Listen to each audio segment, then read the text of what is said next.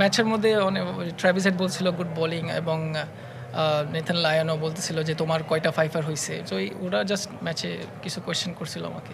Congratulations. Thank you. একটা ৫ উইকেটের মধ্যে অনেক কিছু।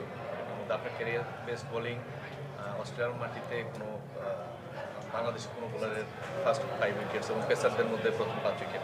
সব মিলে আপনার অনুভূতিটা যদি বলতেন। না, আলহামদুলিল্লাহ, আসলে এরকম একটা চ্যালেঞ্জ মোমেন্ট যে ওয়ার্ল্ডের ওয়ান অফ দ্য বেস্ট টিমের সাথে আসলে বোলিং করাটা খুবই চ্যালেঞ্জিং। আর আমি মনে করি যে আমার last we have practice a lot and preparation wise বলবো খুবই ভালো প্রিপারেশন ছিল। অনেক দিন পেয়েছিলাম প্র্যাকটিস করার এবং আমার মনে হয় বলাররা খুবই ভালো প্র্যাকটিস করেছে এবং ম্যাচে আপনি তা দেখতে পারতেছেন। ওভারঅল তারা খুবই সাপোর্ট করেছে, স্পেশালি তাসকিন অ্যান্ড ইবাদত, তারা খুবই ভালো বোলিং করেছে। হাসান, অস্ট্রেলিয়ার মাটিতে এর আগের ৩ সংস্করণ মিলিয়ে আসলে কেউই এভাবে আপনার মতো করে ৫ উইকেটটা পায়নি। সো এটা একটা নতুন রেকর্ড, এটা জানেন কিনা নাম্বার 1। নাম্বার 2 হচ্ছে অনেক ড্রিম উইকেট বলতে হবে, ট্রাভিস হেডের মতো উইকেট নিয়েছেন বা অনেক ভালো ভালো ব্যাটসম্যানের উইকেট নিয়েছেন। আপনার কাছে কোনটা সবচেয়ে বেশি স্পেশাল মনে হয়েছে এই টেস্টে, মানে প্রথম দিনের ৬টা উইকেট? আমার কাছে সবগুলো উইকেটই স্পেশাল, বিকজ 5টা না হলে তার 5 উইকেট হয় না। বাট অবভিয়াসলি বলতে গেলে যে আমার যে টিমের যে এনার্জি ছিল সকাল থেকে এবং সবাই মিলে যে মাঠে এফোর্টটা দিয়েছে, আমি অবশ্যই টিমমেটসদের ক্রেডিট যাই এটাতে। এবং ওরা ক্যাপ্টেন যেভাবে সাপোর্ট করেছে মাঠের মধ্যে, অবশ্যই আলহামদুলিল্লাহ আমরা ভালো শেষ করতে পারছি। স্পেশালি কোন উইকেটটা বেশি স্পেশাল? অবশ্যই স্মিথের উইকেটটা বলবো, যে ও প্রেডিক্ট করতে পারতেছিল না। আমি আসলে আমার ইনস্টিংক্ট কাজ করতেছিল যে ও কিছু একটা করতে যাবে, তো আমি বাউন্সার মারছিলাম, তো পরে মিস করছিলাম। অস্ট্রেলিয়ার মাটিতে অস্ট্রেলিয়াকে প্রথম দিয়ে ডমিনেট করা এবং উইকেটে আসলে কেমন সুবিধা ছিল শুরুর দিকে সেটা একটা প্রশ্ন। দিন শেষে বাংলাদেশের অবস্থান আসলে কোথায় গেছে সব মিলে 23 বছর পর অস্ট্রেলিয়ার মাটিতে টেস্ট ম্যাচ? না, উইকেট সকালে অনেক একটু মশরা ছিল, তারপরে সফট ছিল এবং সিম মুভমেন্ট হচ্ছিল।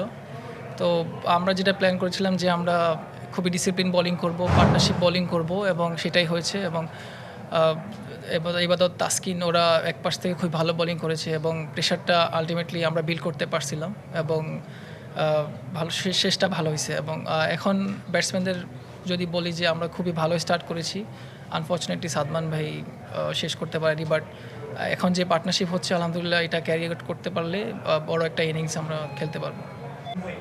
পাঁচের পর সবসময় স্পেশাল, অনেক অজি এক্সপিরিয়েন্স এখানে আছে এবং প্রতিপক্ষ টিম অনেক ভালো ভালো ক্রিকেট আছে। কেউ কংগ্রেচুলেট করছি কিনা আপনাকে বা কিছু বলছি কিনা?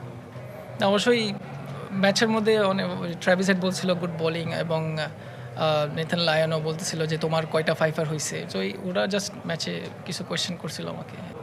ফাইফার, পাকিস্তানের ফাইফার, অস্ট্রেলিয়ার ফাইফার এবং এটা ক্যারিয়ার বেস্ট।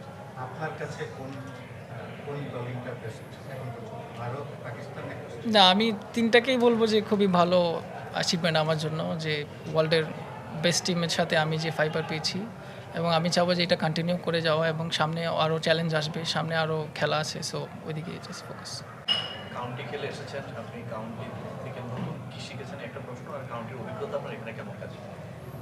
না, আমার মনে হয় অভিজ্ঞতার দিক থেকে বলবো যে কন্ডিশন ওয়াইজ বোথ সিমিলার আমি পেয়েছি। এবং ওখানে আসলে বোলিং করার পরে আরেকটু আমি কনফিডেন্ট ফিল করি নিজেকে, যে এই কন্ডিশনগুলোতে আসলে কীভাবে বল করতে হয় বা কোন লেন্থে বল করতে হয়, এটা আসলে খুবই শেখার বিষয় আছে। এবং প্র্যাকটিসেও অনেক আমরা ভালো প্র্যাকটিস করেছি, even new ball with the old ball.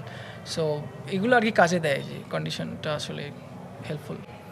Yeah, once you see the wicket, win the toss and they let us to bat, ball first, and that was a bit opportunity. I was thinking that early on bowling is very good for the bowlers, especially in this condition. And obviously, the way the boys started, I think that's pretty awesome. And we just kept bowling in our challenge, and be disciplined, and we just focus on our line and length and just follow the orders from the captain. And boys are chilling out and there's appreciating every time. So that's up. No, I mean, I was in England playing county, and then that's how I started. So I find it very similar condition in Australia and England. So I just carry out those things. Got 6 wicket in England as well, in Blackpool. So just get the experience and bring here, and bowling, big and terms get of confident. Australia, they've got lots of legendary bowlers Yeah. playing against you. Have you looked up to those players in your career? Watched them on TV, listened to them?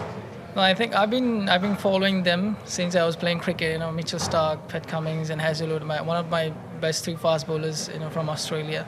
So yeah, I was pretty happy to see them in front of me and playing with them, especially. So it's very good. I mean, huge experience for me. You know, facing them. And getting around as well. Yeah. Yeah, that was the plan, you know, coming up before the ball. We just have a chat with our analysts and, you know, things to work on how you're gonna start your overs. You know, use the crease coming over the wicket, and if something happens, it's ball getting movement. If you're getting movement, so I change my bowling side and coming around and see how it goes. So that's how, you know, creating chance with a new ball. So yeah, exactly.